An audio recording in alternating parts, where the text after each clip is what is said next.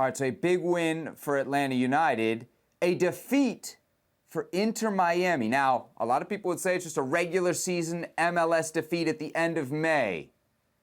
You downplaying it like that, or do you think there's something more that we saw from this Inter Miami loss? No, I'm downplaying. What is this? The first game they lose in 10, they were on a 10. I'm sorry, on 11. They were on a 10-game winning streak. Where Messi has been brilliant when he's been on the field.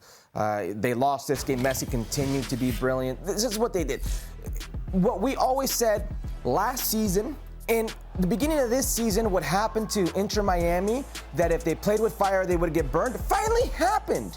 And this happened at home, and by chance, I would say. You're not always going to have a game where Jordi Alba isn't playing well, because I didn't think he played well in this game. He was chasing, literally looking at his goal the whole time. He didn't play it right.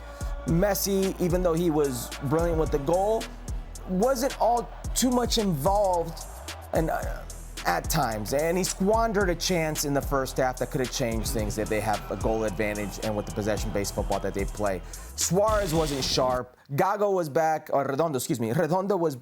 but didn't look like himself. He actually looked a bit rusty, like he's still physically not there. What I'm trying to tell you is all these stars won't align for the opposition in the way they did against Atlanta United on this night.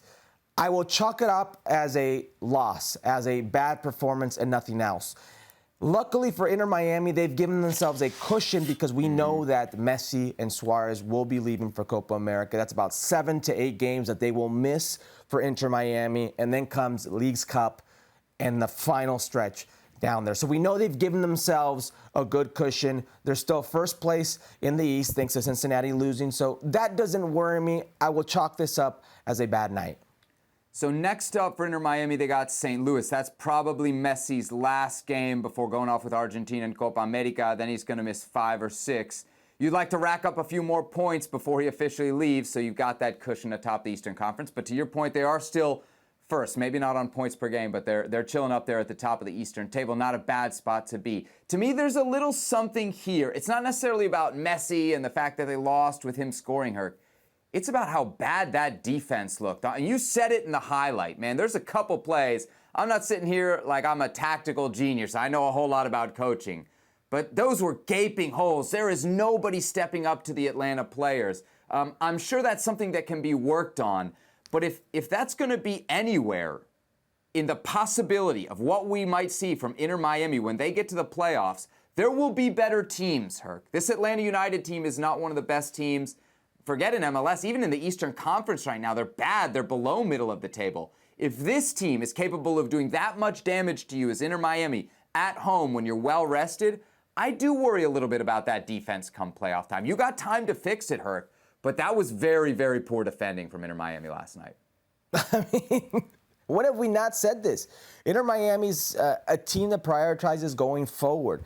And if you don't take care of the ball, if the guys that you have on the ball that get into those pockets, like a Sergio Busquets, a Messi, when they get in and around the final third, but in those pockets are disrupted, that service to those players, it puts the onus on other players to really take care of the ball, because if they don't, it's one-way traffic coming right back down their throats, and they don't defend well. They are there to prioritize the way they construct, not defend.